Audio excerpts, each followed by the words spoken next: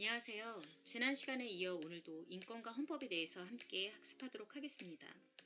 오늘 수업을 통해서 기본권이 무엇인지 이해하고 우리나라 헌법에서 보장하고 있는 기본권의 종류를 파악하면 됩니다.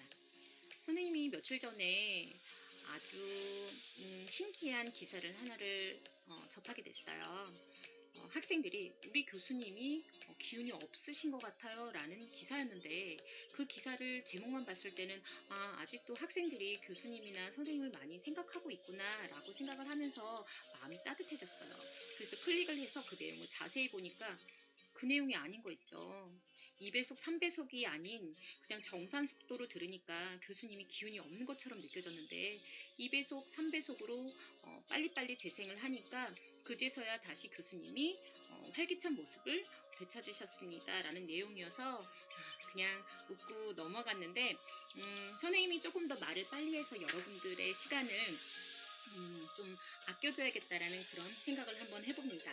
자, 오늘 좀 빨리빨리 얘기를 할 테니까 혹시 이해가 가지 않는 것이 있으면 2번, 3번 봐도 되고, 그것이 좀 불편하다 싶으면 선생님한테 문자, 카톡으로 물어봐 주시기 바랍니다. 우리 삶에 꼭 필요한 권리에는 어떤 것이 있을까요? 그림 3가지가 나와 있는데, 첫 번째 그림을 보면은 여성이 나는 말하고 싶다라고 이렇게 표현을 하고 있지요. 내가 내 입으로 내가 하고 싶은 얘기를 하고 싶다는데 누가 말리겠습니까? 그리고 내 몸을 갖고 내가 가고 싶은 곳을 가겠다는데 또 누가 말릴 수가 있겠어요? 자, 이러한 권리를 바로 자유권이라고 해요. 자, 그 다음에 2번째 그림을 한번 보도록 하겠습니다.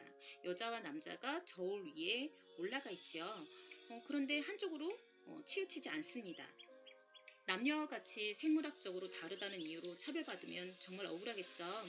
이러한 권리를 평등권이라고 합니다. 3번째 그림은 가족과 함께 식사를 하고 있는 모습이에요. 우리 모두는 자신이 가치가 있다고 판단하는 것을 누리면서 살 권리가 있어요. 물론 합법적인 수준에서 말이에요. 행복을 추구할 권리이니 행복추구권이라고 하면 어떨까요? 그림과 같이 우리의 삶에 꼭 필요한 권리는 아주 다양한데, 만약 이 많은 권리 중에서 어느 하나라도 누릴 수 없다면 불행해지겠죠. 따라서 아주 많은 인권 중 헌법에서 기본권을 보장해야겠죠. 우리 헌법은 인간의 존엄과 가치 행복을 추구할 권리를 인정하고 있습니다. 헌법은 책자로 만들어져 있는데 이러한 것을 성문법이라고 해요. 한정된 공간의 모든 내용을 다 담을 수 없기 때문에 아주 기본적이고 중요한 내용만을 넣게 되는데, 그래서 우리 헌법에서 보장하고 있는 기본권의 종류를 크게 한 5가지로 선생님이 오늘 설명할게요. 첫 번째로 살펴볼 것은 자유권이에요. 자유권은 부당하게 국가의 침해를 받지 않고 삶을 영위할 수 있는 권리입니다. 기본권 중에서도 자유권과 평등권은 그 역사가 아주 오래됐습니다. 예를 들어서 신체의 자유, 종교의 자유, 이런 것들이 바로 자유권에 해당이 됩니다. 평등권도 같이 살펴볼까요? 평등권은 모든 인간을 원칙적으로 평등하게 대우할 것과 국가로부터 차별 대우를 받지 않도록 요구할 수 있는 기본권입니다. 평등권은 모든 인간이 평등하다는 데에서 시작이 되겠죠. 어느 한쪽으로 기울지 않아야 돼요. 만약 자유권이나 참정권, 사회권 등의 권리가 평등하지 않다는 전제하에서 적용이 되면 어떨까요? 인종이나 성별, 지역이나 학벌, 직업이나 재산 정도에 따라서 차별받을 수 있겠죠. 심지어는 외모에 따라서도 차별을 받을 수도 있을 거예요. 예를 들어볼까요? 전지현이나 선생님. 생각만 해도 웃기죠? 근데 외모가 다르다는 이유로 차별받을 수도 있는 거예요. 따라서 다른 기본권을 실현하는 데 있어서 가장 전제 조건이 되는 권리가 바로 평등권이라고 할 수가 있어요.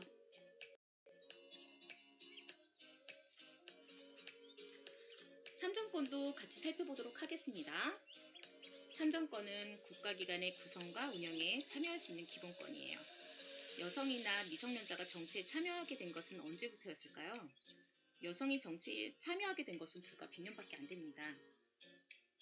미성년자라고 생각했던 아주 어린 학생들이 정치에 참여할 수 없다라고 누구나 다 생각을 하게 됐는데, 만 18세가 정치에 참여하게 된 것은 우리나라에서 이번 선거가 처음이라는 거 여러분들 다 알고 계시죠?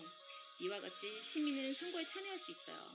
그리고 모든 국민은 국가나 지자체 기관의 구성원이 되어서 일을 할 수가 있는데, 즉 공직에 취임할 수 있는 공모 담임권 등이 있습니다. 이러한 권리를 바로 참정권이라고 합니다.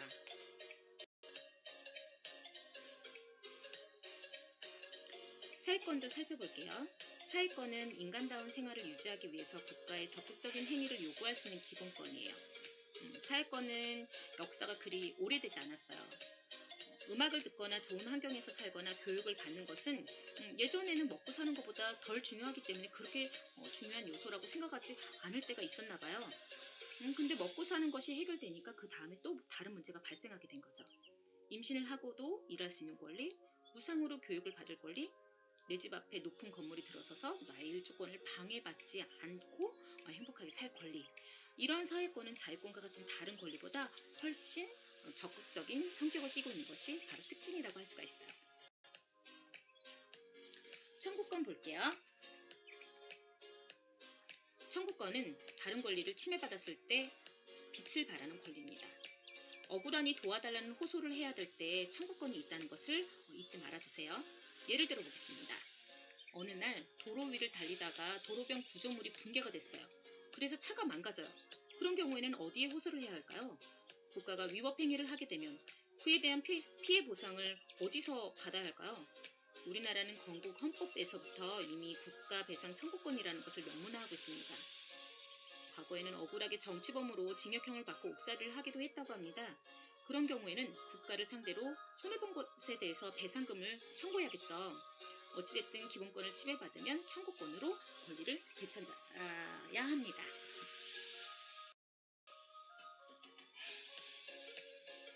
지금까지 기본권의 종류에 대해서 같이 살펴봤습니다. 이렇게 많은 권리를 보장하고 있는 우리나라 헌법 참 멋지죠.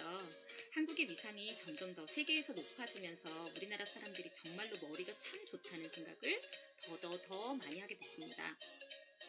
이런 선진적인 안전장치를 통해서 우리의 인권이 보장되고 있다니 권리를 충분히 누리면서 삶을 영위하시기 바랍니다.